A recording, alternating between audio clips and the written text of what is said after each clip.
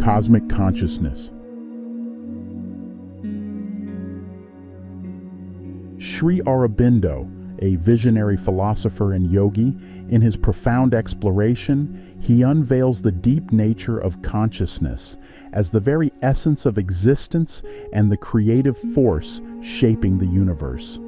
Contrary to the common identification of consciousness solely with the human mind, Sri Aurobindo asserts that mental consciousness represents only a fraction of the vast spectrum. There exist realms above and below the range of human consciousness that remain invisible and inaudible, untouched by the habitual human consciousness. Within the realm of matter, consciousness fully engrossed in its own existence, it manifests as the habitual forms and adherence to fixed laws inherent in the material world. In plant and animal life, there is the emancipation of consciousness. Signs of exchange, feelings, drives, and emotions begin to emerge. Consciousness, once confined, now starts to express itself in a more dynamic manner within living organisms. This a step towards a more liberated state of consciousness. The human mind represents a further emancipation of consciousness.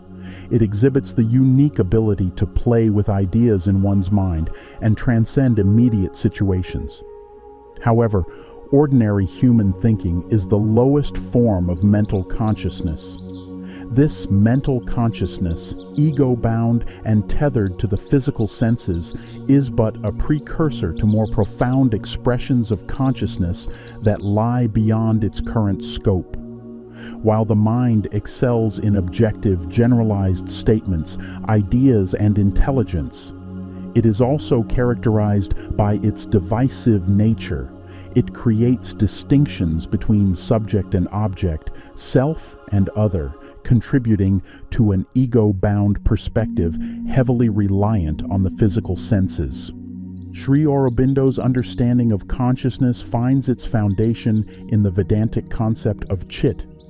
Chit is one of the three aspects that constitute the Satchitananda: existence, consciousness, and bliss, the triune reality of Brahman. They do not exist separately because they are not different from each other.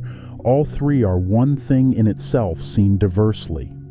Seen sensationally, touching the fibers of conscious life in us, it is delight.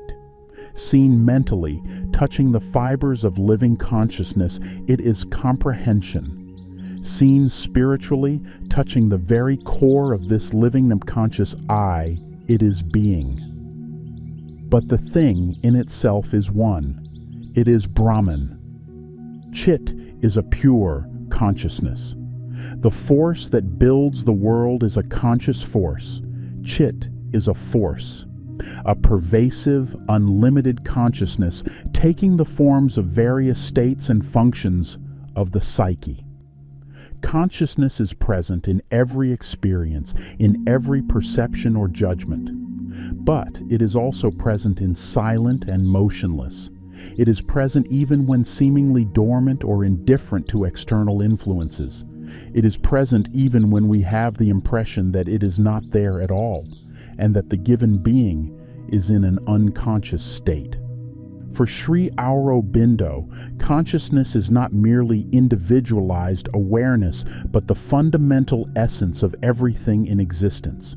It is the dynamic force of the universe movement, orchestrating not only the macrocosm, but also the microcosm. Pure consciousness, chit, manifests itself in a human being as chitta, mixed mental, vital, physical consciousness, out of which arise the movements of thought, emotion, sensation, impulse, etc. It is these that in Patanjali's system have to be stilled altogether so that the consciousness may become immobile and go into samadhi. Perhaps one of the best explanations of Sri Aurobindo's views on consciousness can be found in Chapter 5 of Satprem's book, Sri Aurobindo or the Adventure of Consciousness. I think, therefore I am. Such is our own particular bias. we place ourselves at the center of the world and bestow the gift of consciousness upon all those who share our way of being and perceiving things. Not so long ago, we marveled that one could be Persian. However, if we want to understand and discover what consciousness truly is and utilize it, we must indeed go beyond this narrow perspective. After having attained a certain degree of mental silence, Sri Aurobindo was able to make the following observations. Mental consciousness is only the human range which no more exhausts all the possible ranges of consciousness than human sight exhausts all the gradations of color, or human hearing all the gradations of sound. For there is much above or below that is to man invisible and inaudible. So there are ranges of consciousness above and below the human range, with which the normal human has no contact, and they seem to it unconscious, supramental or overmental, and submental ranges.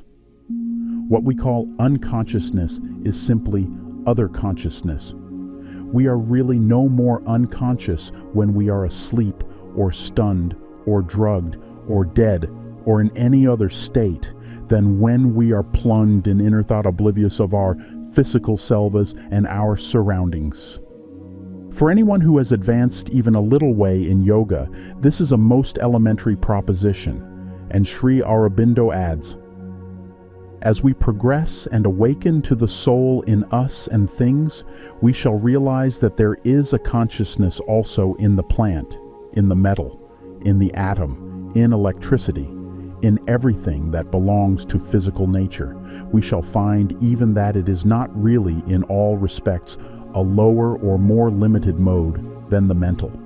On the contrary, it is in many inanimate forms more intense, rapid, poignant, though less evolved towards the surface.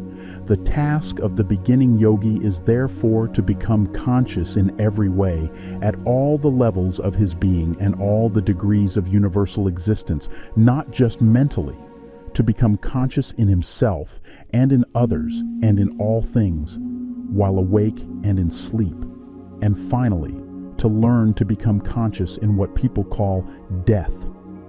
Because to the extent that we have been conscious in our life, we shall be conscious in our death. But we do not have to take Sri Aurobindo's word for it. On the contrary, he strongly urges us to see for ourselves.